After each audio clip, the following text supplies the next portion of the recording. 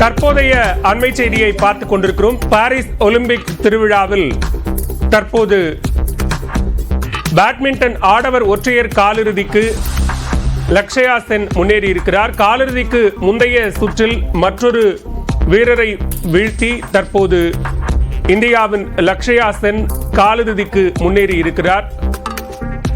காலிறுதிக்கு முந்தைய சுற்றில் மற்றொரு இந்திய வீரரை எதிர்கொண்ட லக்ஷயா சென் தற்போது ஒற்றையர் காலிறுதிக்கு முன்னேறி இருக்கிறார்.